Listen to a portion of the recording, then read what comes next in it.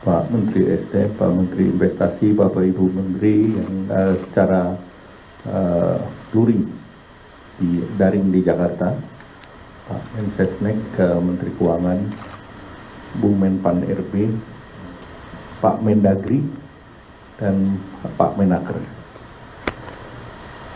Pada kesempatan yang sangat baik, kami akan menyampaikan tindak lanjut dari arahan Bapak Presiden, khususnya dalam mitigasi dan antisipasi perkembangan dan dinamika global, dan memanfaatkan momentum ini untuk melakukan transformasi dan perubahan. Program kebijakan ini disebut dengan 8 butir transformasi budaya kerja nasional, dan nanti ditambah dengan kebijakan energi. Yang pertama, di tengah dinamika global yang menguji rantai pasok dunia, Indonesia menunjukkan dirinya sebagai bangsa yang adaptif, resiliensi, dan tangguh. Situasi ini bukanlah hambatan, melainkan momentum bagi kita untuk melakukan akselerasi perubahan perilaku yang modern dan efisien. Perlu ditekankan kepada masyarakat bahwa kondisi perekonomian nasional tetap stabil dengan fundamental yang kokoh. Stok BBM nasional dalam kondisi aman dan stabilitas fiskal tetap terjaga. Untuk itu kebijakan berikut ini diambil agar masyarakat tetap tenang dan tetap produktif. Yang kedua, sebagai langkah adaptif dan preventif, guna menghadapi dinamika global, pemerintah menetapkan kebijakan transformasi budaya kerja yang mendorong perubahan perilaku kerja yang lebih efisien, produktif, dan berbasis digital. Kebijakan ini mencakup beberapa langkah utama sebagai berikut.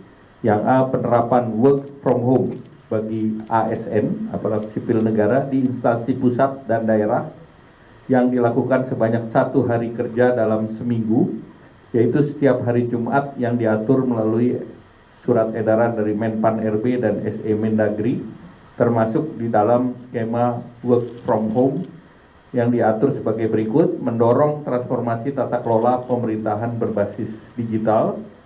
Kemudian yang kedua, efisiensi mobilitas, termasuk pembatasan penggunaan kendaraan dinas 50%, kecuali untuk operasional dan kendaraan listrik, dan mendorong penggunaan transportasi publik. Jadi mengurangi kendaraan dinas dan menggunakan semaksimal mungkin transportasi publik. Kemudian efisiensi perjalanan dinas di dalam negeri hingga 50% dan luar negeri hingga 70%. Nah, khusus untuk daerah, ini ada himbauan untuk penambahan jumlah hari, durasi waktu, dan cakupan daripada ruas jalan dalam Car Free Day sesuai dengan karakter masing-masing daerah, dan ini akan diatur oleh SE dari Menteri Dalam Negeri. Nah, yang B, penerapan work from home bagi sektor swasta, ini yang diatur lebih lanjut melalui surat edaran Menteri Ketenagakerjaan, dengan tetap memperhatikan karakteristik dan kebutuhan masing-masing sektor usaha. Pengaturan melalui surat edaran Menteri Tenaga Kerja juga mencakup gerakan efisiensi penggunaan energi di tempat kerja.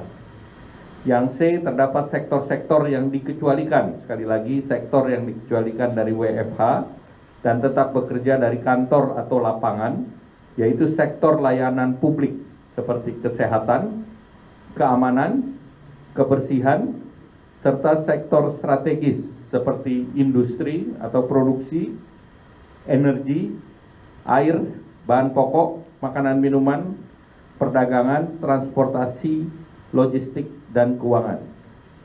Kemudian D, sektor pendidikan tetap melakukan kegiatan belajar mengajar secara tatap muka, yaitu luring secara normal di seluruh jenjang pendidikan dasar hingga menengah 5 hari dalam seminggu, dan tidak ada pembatasan untuk kegiatan ajang olahraga terkait dengan prestasi maupun ekstrakurikuler lainnya.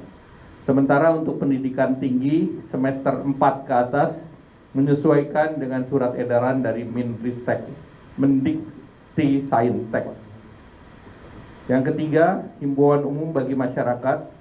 Yang A, terkait efisiensi energi, masyarakat agar menjalankan kebiasaan hemat energi dalam aktivitas sehari-hari, baik di rumah maupun di tempat kerja.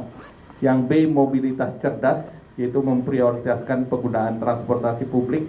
Yang C, masyarakat diminta tetap produktif menjalankan roda ekonomi sebagaimana biasa. Yang keempat, kebijakan ini akan mulai berlaku 1 April dan akan dilakukan evaluasi setelah 2 bulan pelaksanaan, dan pengaturan teknis ini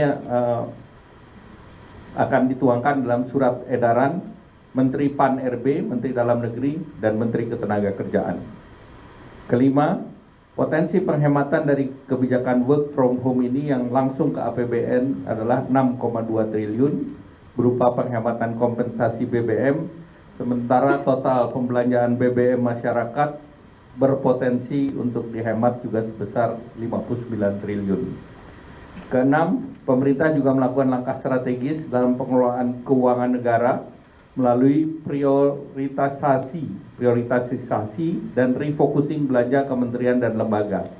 Pengalihan anggaran dilakukan dari belanja yang kurang prioritas seperti perjalanan dinas, rapat, belanja non-operasional dan kegiatan seremonial ini menuju belanja yang lebih produktif dan berdampak langsung kepada masyarakat, termasuk rehabilitasi dan rekonstruksi bencana Sumatera.